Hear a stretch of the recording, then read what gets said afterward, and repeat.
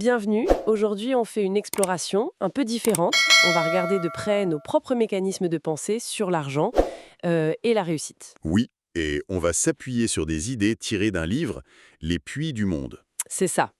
L'idée forte, c'est que nos résultats financiers, ils découlent de ce qu'on appelle notre plan financier intérieur. Exactement. La prémisse de base, c'est que pour changer sa richesse extérieure, il faut d'abord adopter la mentalité de ceux qui sont déjà riches. C'est un peu l'idée, le monde intérieur crée le monde extérieur. C'est tout à fait ça. Et l'auteur lui-même, son parcours est assez illustratif, non?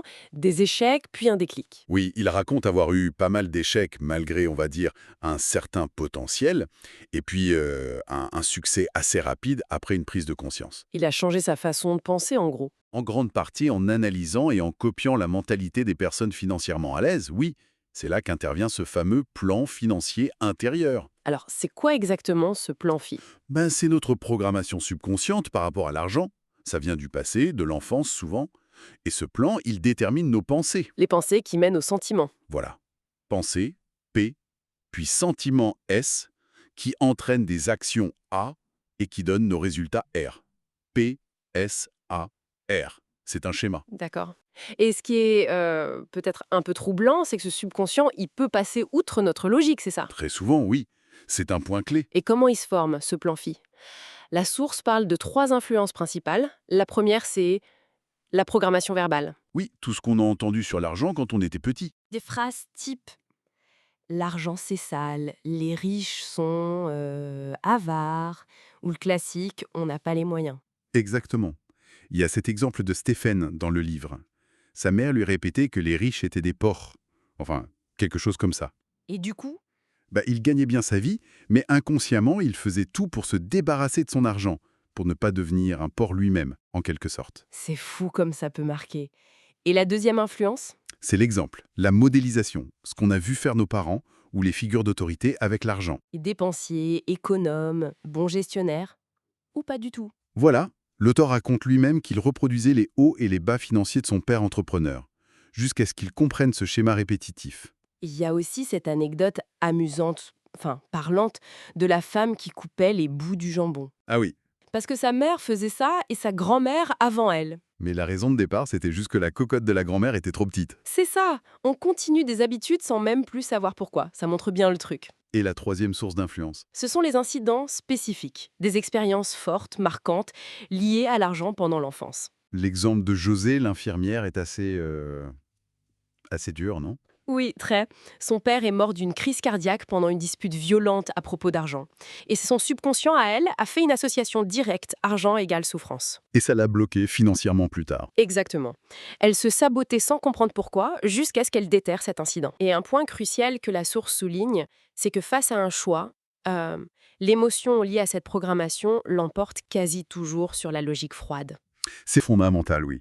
Quand le subconscient doit choisir entre une émotion profonde, ancrée, et la raison pure, l'émotion gagne presque à tous les coups. D'où l'importance de réaliser ça, de prendre conscience. C'est la première étape, et la plus importante. Comprendre d'où viennent ces pensées. Réaliser que ce sont des programmes appris, pas forcément nous. Ça permet de s'en dissocier. De commencer à choisir autre chose. Exactement. Alors, une fois qu'on a compris un peu l'origine de ce plan, comment ça se traduit dans la mentalité au quotidien? Le livre parle de dossiers financiers différents. Oui. Comme si on avait des fichiers mentaux sur l'argent. Et ceux des riches et des autres ne contiennent pas les mêmes informations, ou plutôt, pas les mêmes croyances. Prenons deux exemples.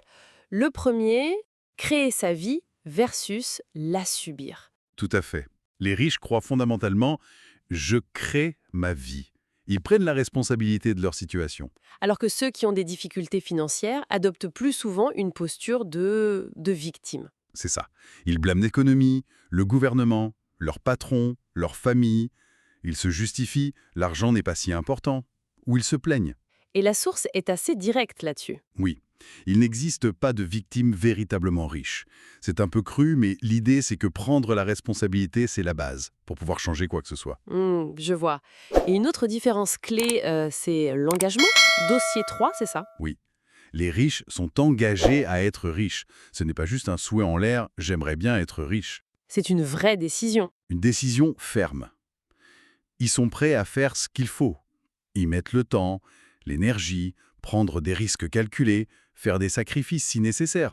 Alors que les autres veulent juste être riches. Souvent, oui. C'est un désir, mais il peut être plein de contradictions internes. Si on pense inconsciemment que l'argent c'est mal ou que les riches sont seuls, on envoie des messages contradictoires à soi-même et à l'univers si on veut. Donc l'engagement total change la donne. Il semble que oui.